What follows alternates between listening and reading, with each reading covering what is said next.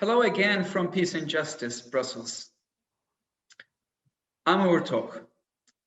Greek-Turkish relations heated up again with the Greek Foreign Minister Nikos Dendias' recent visit to Ankara.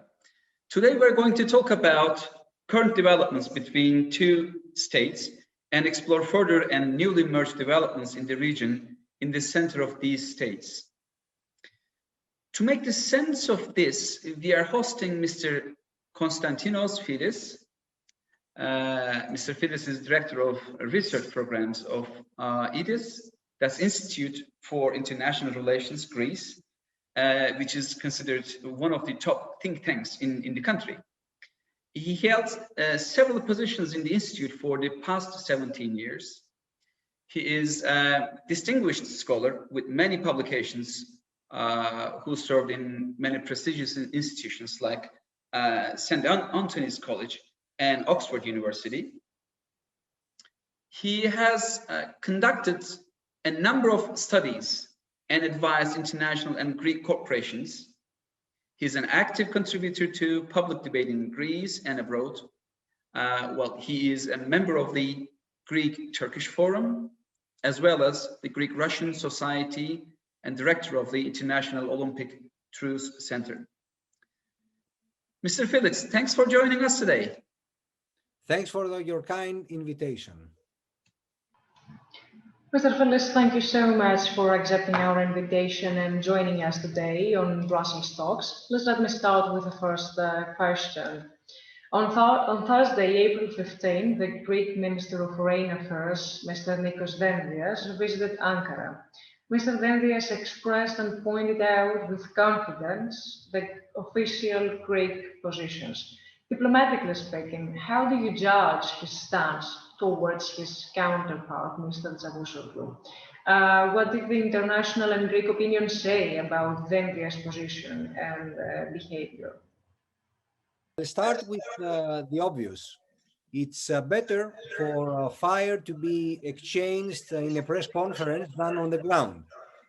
Beyond that, I think the Greek side was prepared for something like this, judging from the fact that Çavuşoğlu appeared to have been caught off guard, while Mr. Dendias seemed determined and prepared to respond, and mainly to raise all of the issues. So I can see that he wanted to let off some steam for Greek society, which over the past 18 months saw the Turkey-Libya agreement, Evros, the Oruç race doing seismic service for 82 days, daily statements from Turkish officials that range from provocative to openly aggressive, blackmail, threats, all of this build up. And if I'm right, Mr. Dendias chose Turkish territory as the place to take a symbolic stand, to say what he said, and to give a sense of pride to Greek society, and mainly release some of the anger we felt at Turkish conduct. That's one side of it. The second side has to do with the international community. Greece assumed, probably correct, given the invitation from Erdogan to Mr. Dendias, that Turkey wanted to show that we are moving towards normalcy, that Turkey meant what it had been saying, that it was trying to find a compromise with Greece and to be flexible. But since this is not really the case, I think Mr. Dendias wanted to air out the differences in public and send a message, mainly to the Europeans, but also to the Americans, that in the end, Turkey is not what it says it is, and it doesn't mean what it is saying in its charm offensive, because it ignores international law, it continues with its casus belli against Greece, it is using migrants as a weapon for other purposes. So how can we say that Turkey has changed? The third is that Mr. Dendias and the Greek government wanted to set out the red lines publicly, including for its partners, that there are certain red lines and certain conditions for launching a dialogue with Turkey and moving beyond the exploratory talks, which are being held on the level of the ministry officials. And we all know that these talks are being held out of a sense of duty, as it were, because in reality, we don't expect anything from them. Thanks for your input. The second question is, within Last month, Mediterranean region seemed to be a diplomatic chessboard between Turkey and Greece. After Greek Prime Minister visits to Libya, recently Turkey hosted Libyan Prime Minister with a big delegation, including some business people, etc.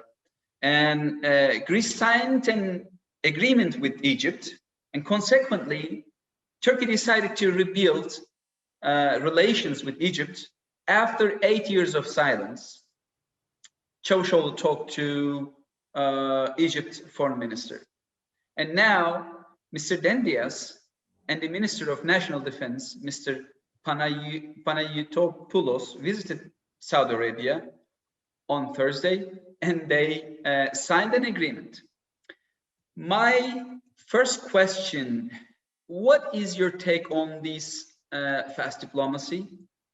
And in focus, what is this agreement between Greece and Saudi Arabia?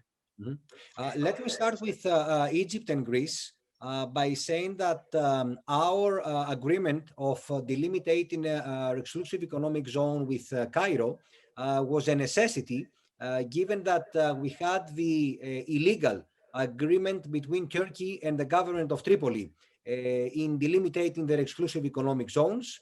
So the only legal way to undermine that agreement was by agreeing with Egypt. But irrespective of that, Greece has launched since 2010 a regional policy with regard to the Eastern Mediterranean. Of course, this regional policy has been a reflection of the dire problems between Israel and Turkey on the one hand, and Israel and Egypt on the other hand. And of course, this has presented us with a window of opportunity, which we explored and exploited. And I think that nowadays Greece is in a much better position in the Eastern Mediterranean than it used to be a decade ago.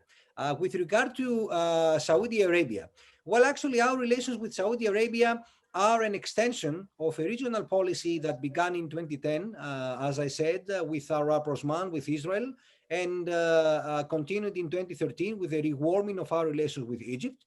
Now, as we build relations of trust with Saudi Arabia and the United Arab Emirates, the configuration is growing stronger. Abu Dhabi significantly enhanced its position with the US during the 4 years of the Trump administration, as you know. And it is true that Greece is trying to develop a military cooperation with both UAE and Saudi Arabia. In any case, relations with these countries should not be temporary in nature. We need to deepen these relations with a twofold objective. On the one hand, to develop mutually beneficial bilateral and multilateral synergies in energy, trade, networks, investments, and on the other hand, to consolidate a front that will set the rules of the game in the region. The assistance of the US and perhaps France will be decisive in this direction. And here the ultimate objective and argument also in relation to our Western partners is to defeat Turkey's aspirations of regional leadership, so that Turkey, realizing that its endeavor will fail, will adapt to reality on terms of normalcy. This won't be easy, but under the pressure of circumstances and his environs, Erdogan seems to be reconsidering things. Meanwhile, Ankara reads all of these actions as an effort by Greece to put up an anti-Turkish wall in the region. However, Athens' goal is not to marginalize Ankara, because Ankara is too big a player to be sidelined from regional developments. Greece's goal is to neutralize Turkey's revisionism and for Turkey to become a more predictable regional player. Thank you, Mr. Filis, for your question. Please let me proceed with a third question regarding the Russian-Ukrainian relations. The last days, frictions and tensions grew again between Ukraine and Russia. How Erdogan is involved in this tension? Is his involvement going to test Turkey's relations with Russia? Well, Erdogan has put a lot on the table and could take some of it back in a show of conciliation.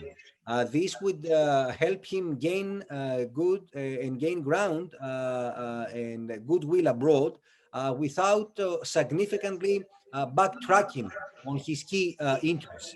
So he's trying to do this because he has become involved in Nagorno-Karabakh, in Libya, in Syria, and he can sell this as I am in Libya, in Iraq, in Syria, I'm standing up to Russia, I'm in Nagorno-Karabakh and limiting Russian penetration, which is not very true, but this is how he's going to present it. And he will claim that he's offering drones to the Ukrainians to respond to pro-Russian autonomies in eastern Ukraine. Even if all of this is not completely true, he will say to the Americans, and additionally, at the urging of the US, Turkey is hosting the negotiations on the future of Afghanistan. And even though Turkey is undermining the cohesion of NATO, at the same time, it is making itself available for the difficult missions and seeking a leading role in command. So this shows Erdogan's pragmatism, but also the difficult position he is in with the American administration. While heading for confrontation with the Biden leadership, he is trying to placate Washington by hastening to support Ukraine diplomatically and with military equipment against Russia, thus reminding Washington of his usefulness in the bigger picture. And what is your comment regarding Ursula von der Leyen and the Charles Michel's visit in Turkey 2 weeks ago in Ankara? Do you translate Erdogan's stance on this event, I mean the Sofagate, in diplomatic language? Is it going to affect the Turkish and EU relations? What do you think about that? Well, at first, I think that Sofagate was more of, or at least it turned out to become more of an internal European issue between Charles Michel and von der Leyen, and less of an EU-Turkey issue, in spite of the fact that Turkey used the error to show how it looks upon women. After all, just a few days earlier, Ankara had withdrawn from the Istanbul Convention on protection of women from violence. However, I want to point out that the EU has now adopted a tough stance, or a tougher stance, against Turkey on democracy and human rights issues, stepping into line with the US. And this makes things difficult for Erdogan, because if he changes direction, he will lose powers and alienate Bahçeli. And if he doesn't, he will lose the European capital he needs so badly. So it was also apparent from the meeting that the European gifts to Turkey, such as the customs union and migration assistance, will be delivered only if Turkey abstains from unilateral and illegal actions against Greece and Cyprus. Mr. Filis, please let me finish this brief interview with the last question about the Greek-Albanian relations. How would you describe the Greek-Albanian relations after the agreement between the two countries to refer the dispute over maritime borders in the Ionian Sea in the International Court of Justice? Do you think that the diplomatic chess game between Greece and Turkey in the Middle East and Greece and Turkey in the Aegean Sea extends to Balkans in the focus of Albania? I mean, if Turkey's side is going to react again, but with a negative way, regarding the Greek-Albanian relations. What is your opinion about that? Well, to put things in place, it took us 11 years after the exclusive economic zone delimitation agreement of 2009 to agree to apply to The Hague. In 2009, let me remind you that we also consented to Albanian membership in NATO. And probably we should have put some fail-safes in place, because we ended up being taken in by Albania.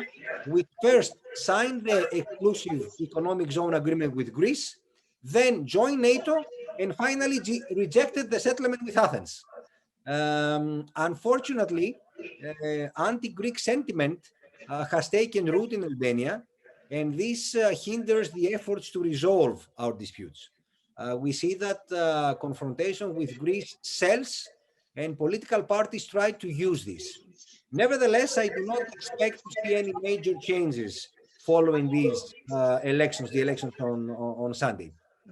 But of course, serious efforts have been made by Albanian governments, and I would like to stress that, which have appeared to attempt to manipulate the issue of the Greek minority.